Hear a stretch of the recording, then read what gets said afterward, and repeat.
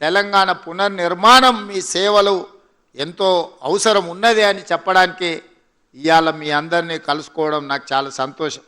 ఇవాళ నేను వస్తా పిల్లలు పెట్టిన అన్ని స్టాల్స్ చూసిన. మేము గవర్నమెంట్ స్కూల్లోనే చదువుకున్నాం.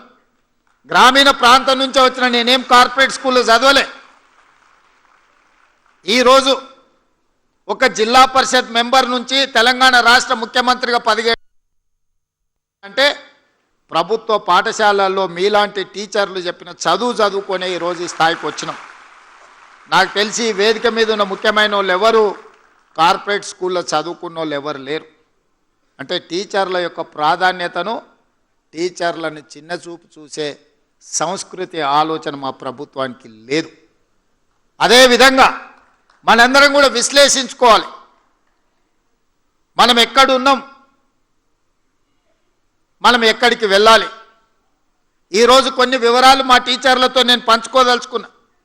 తెలంగాణ రాష్ట్రంలో దాదాపుగా 27,000 ప్రభుత్వ పాఠశాలలు ఉన్నాయి. ప్రభుత్వ పాఠశాలల్లో 24 లక్షల మంది స్టూడెంట్స్ చదువుకుంటున్నారు. అదే ప్రైవేట్లో 11,000 పాఠశాలలు ఉన్నాయి. 34 లక్షల మంది పిల్లలు ఈరోజు ప్రైవేట్ పాఠశాలలలో చదువుకుంటున్నారు. దీనికి కారణం అయితే నేనై ఉండాలి, లేకపోతే మీరై ఉండాలి. మన ఇద్దరం ఈ బాధ్యత నుంచి తప్పించుకోలేము.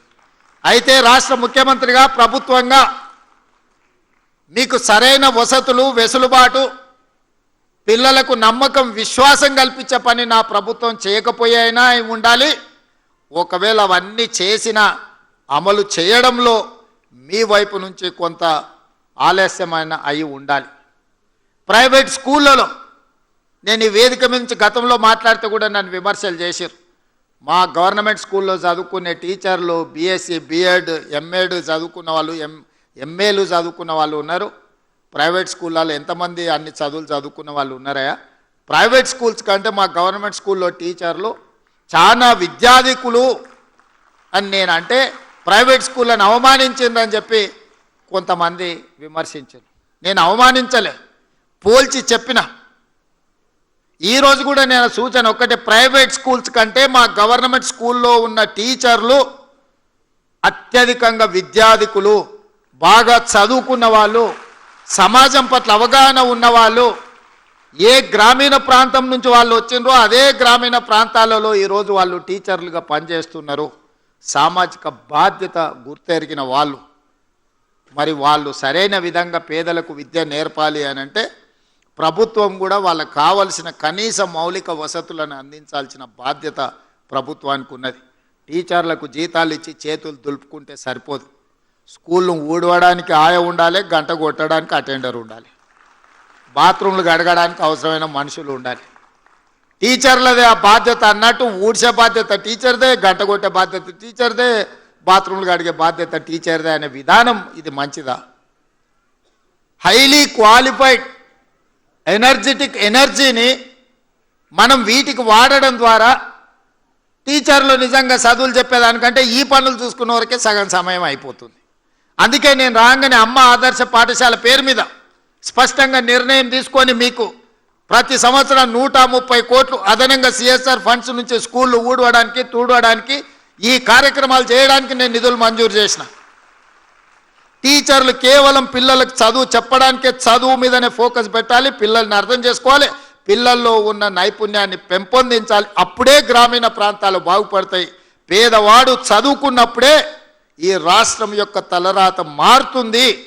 చదువు ఒక్కటే మీ తలరాతను మారుస్తుంది అని పేదల పట్ల నాకు ఒక నమ్మకం, విశ్వాసం ఉంది. కాబట్టే చదువు చెప్పడానికి అవసరమైన వసతులు ఏర్పాటు చేయాలన్నదే నా ఆలోచన. అదేవిధంగా గవర్నమెంట్ స్కూల్లో భోజనం చేయాలంటే నిన్న మొన్న కొన్ని అక్కడక్కడ దురదృష్టకర సంఘటనలు, పిల్లలకు ఫుడ్ పాయిజన్ అయింది, లేకపోతే పిల్లల్ని హాస్పిటల్కు తీసుకెళ్ళామని వార్తలు చూసినప్పుడు నాకు చాలా బాధ అవుతుంది. ఎందుకంటే నేను డైట్ ఛార్జెస్ పెంచిన, కాస్మెటిక్ ఛార్జెస్ పెంచిన, ఇవాళ ఎవరైనా ఎంత ఆగర్భ శ్రీమంతుడైనా తినే సన్నబియ్యం ఇవాళ పేదోళ్ళకి ఇచ్చిన పాఠశాలల పిల్లలకు పెట్టమని నేను చెప్పిన. క్వాలిటీ ఫుడ్ ఇవ్వండి అని చెప్పిన. ప్రతి స్కూల్కు ఒక ప్రభుత్వ అధికారికి బాధ్యత ఇచ్చిన. ఇప్పుడు నేను మా టీచర్లను విజ్ఞప్తి చేస్తున్నా, మీరు కూడా వాళ్ళతో భోజనం చేయండి. వీళ్ళు ఉన్నప్పుడు నేను కూడా వచ్చి వాళ్ళతో భోజనం చేస్తాను. ఎప్పుడైతే టీచర్లం అంటే ఒక కుటుంబ పెద్ద, ఒక తల్లిగానో ఒక తండ్రిగానో తల్లిదండ్రులు మన మీద విశ్వాసం పెట్టుకొని రాత్రి సమయంలో పిల్లలు తల్లిదండ్రుల దగ్గర ఉంటే దినం మొత్తం మన దగ్గరనే ఉంటారు, టీచర్ల దగ్గరనే ఉంటారు. 50% పేద పిల్లల బాధ్యత మా టీచర్ల దగ్గరనే ఉన్నది. ఆ సమయంలో వాళ్ళతో పాటు కలిసి, వాళ్ళతో పాటు ఆడి, వాళ్ళతో పాటు భోజనం చేస్తే ఆ పిల్లలకు ఒక విశ్వాసం వస్తుంది, తప్పు జరగకుండా చూసుకునే బాధ్యత మనకు ఉంటుంది. కాబట్టి దయచేసి మా టీచర్లకు తప్పకుండా పాఠశాలల్లో మధ్యాహ్న భోజనం పిల్లలతో కలిసి మీరు ఎప్పుడైతే చేస్తారో తప్పులు జరగకుండా ఉంటాయి. దానికి ఏం కావాలనో నాకు చెప్పండి, వాటికి కావాల్సిన అనుమతులు కానీ వసతులు కానీ ఏర్పాటు చేసే బాధ్యత నాది. ఎందుకు అని అంటే ఈరోజు ఈ తెలంగాణ ఒక బలమైన తెలంగాణగా నిర్మించాలి అంటే పెద్దలు చెప్పినారు దేశ భవిష్యత్తు తరగతి గదుల్లోనే ఉంది అని. మరి ఇవాళ తెలంగాణ భవిష్యత్తు కూడా తరగతి గదుల్లోనే ఉంది. ఇవాళ ఉస్మానియా యూనివర్సిటీ ర్యాంకింగ్ మెరుగైంది, గతంలో ఉండేదానికంటే చాలా ముందుకు వచ్చిందని చెప్పినప్పుడు నాకు సంతోషమైంది. నేను వచ్చినప్పుడు గతంలో యూనివర్సిటీ వైస్ ఛాన్సలర్ నియమించడానికి ఆ ప్రభుత్వానికి తీరిక లేకుండే. దాంట్లో కూడా రకరకాల రాజకీయాలు, నేను వాటి జోలికి వెళ్ళదలుచుకోలేదు. వచ్చిన ఎంబడే సామాజిక పరిస్థితులను మెరిట్ బేసిస్ మీద, social justice with merit, without merit ఎవరిని వీసీలు వేయలే. కానీ 100 సంవత్సరాల అవకాశం రాని సామాజిక వర్గాలకు కూడా ఉస్మానియా యూనివర్సిటీ వైస్ ఛాన్సలరు లేకపోతే అంబేద్కర్ యూనివర్సిటీ ఇతర యూనివర్సిటీలకు వాళ్ళకు బాధ్యత ఇచ్చి వాళ్ళు ఈరోజు వాళ్ళ బాధ్యత నెరవేరుస్తున్నారు. కాబట్టి ఉస్మానియా యూనివర్సిటీ యొక్క గ్రేడింగ్లో ఈరోజు చాలా అప్గ్రేడ్ అయినాం. ఇవాళ ప్రైవేట్ గవర్నమెంట్ స్కూల్స్లో కూడా నాకు తెలిసి మా విద్యాశాఖ అధికారులు చెప్పాలి, ఈ సంవత్సరం 3 లక్షల మంది విద్యార్థులు ప్రైవేట్ స్కూళ్ళ నుంచి మారి గవర్నమెంట్ స్కూళ్ళకు వచ్చిందంటే మీరందరూ ఎంత అద్భుతంగా పనిచేస్తున్నారో. ప్రతిసారి డ్రాప్అవుట్సే ఉంటుండే, ప్రతి సంవత్సరం విద్యార్థులు తగ్గుకుంటూ చివరికి పాఠశాలలు మూతబడే పరిస్థితి తెలంగాణ రాష్ట్రానికి దాపురించింది. అక్కడి నుంచి ఈ సంవత్సరం మనం పెట్టిన ఎఫర్ట్స్ తోటి 3 లక్షల మంది విద్యార్థులు అదనంగా ఈరోజు ప్రభుత్వ పాఠశాలల చేరినరు అని అంటే నేను మనస్ఫూర్తిగా మా టీచర్లను నేను అభినందిస్తున్నా. మీరు బాధ్యతతోని వ్యవహరిస్తున్నారు, దీన్ని ఇంకా వేగంగా ముందుకు తీసుకెళ్ళాలి. ఆ మధ్య నేను పేపర్లో చూసిన పిల్లలు రావడానికి స్కూల్కు ఆటో లేదు అని అంటే ఆ టీచర్లే చందాలు వేసుకొని ఆటోకు వాళ్ళు డబ్బులు ఇచ్చి ప్రతిరోజు పిల్లల్ని బడికి వచ్చే విధంగా జీతంలోకి వెళ్ళి కొంత కేటాయించి పిల్లలకు ఆటో వసతి ఏర్పాటు చేసి ఈరోజు కొంతమంది టీచర్లు పిల్లలకు చదువు చెప్తున్నారంటే వాళ్ళ సోషల్ రెస్పాన్సిబిలిటీని నేను అభినందిస్తున్నా. ఆదిలాబాద్లో ఇంకొక టీచర్, వాళ్ళ సతీమణి కూడా టీచర్ ఉండే, ఆవిడ మరణిస్తే ఆవిడ జ్ఞాపకార్థంగా 7 లక్షల రూపాయలు ఖర్చు పెట్టి ఆ స్కూల్లో మౌలిక వసతులను ఒక టీచర్ మెరుగుపరిచిండు అని అంటే విద్య పట్ల, పేదవాళ్ళ పట్ల ఆ టీచర్లకు ఉన్న దయాగుణాన్ని ఈరోజు మనందరం అర్థం చేసుకోవాలి. మా యోగితారాయణ గారు చెప్తున్నారు, ఆదిలాబాద్లో ఇంకేదో ప్లేస్, ఒక టీచర్ వైఫ్ అండ్ హస్బెండ్ ప్రమోషన్లు వచ్చినా ఏమొచ్చినా బదిలీ కాకుండా అక్కడనే ఉండే ఆదివాసీ పిల్లలకు వాళ్ళకి చదువులు చెప్పిండ్రు, మీ ద్వారా ఒక శాలువ కప్పాలి ఆ టీచర్స్కి అని చెప్పిండ్రు. అంటే నేను తప్పకుండా కప్పడమే కాదు, ఏదో ఒకసారి ఆ స్కూల్ని కూడా నేను సందర్శిస్తానని మా ఎడ్యుకేషన్ సెక్రటరీ గారికి నేను చెప్పిన. ఇవన్నీ మీ సక్సెస్ స్టోరీస్.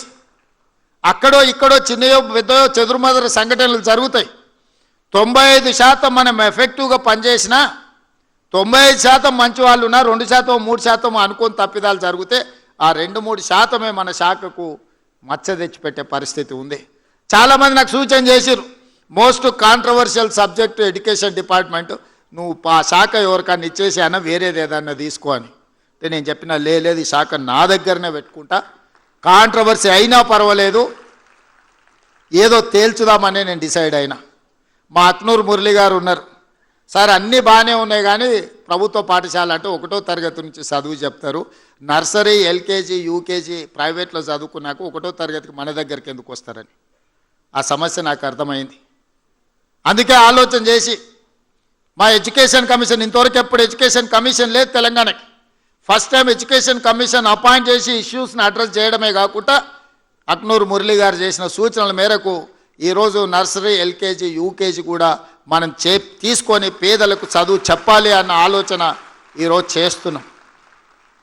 ఎందుకంటే ఈ 3 సంవత్సరాలు ప్రైవేట్ స్కూల్కి వెళ్ళిన పిల్లలు మళ్ళీ గవర్నమెంట్ స్కూల్కి రావాలి అని అంటే రాలేరు. పేదోళ్ళు కూలి పని చేయడానికి ఉపాధి హామీ పనులు చేయడానికి సిద్ధపడి సంపాదించింది పిల్లల చదువుల కోసం ఖర్చు పెడుతున్నారు. పిల్లల చదువు పట్ల తల్లిదండ్రులకు శ్రద్ధ పెరిగింది. అవసరమైతే 10 రూపాయలు ఖర్చు పెట్టుకుంటాం, ఓ పూట తినకపోయినా సరే మా పిల్లలకు మంచి చదువు చెప్పించాలని ఈరోజు తల్లిదండ్రులలో ఒక చైతన్యం వచ్చింది.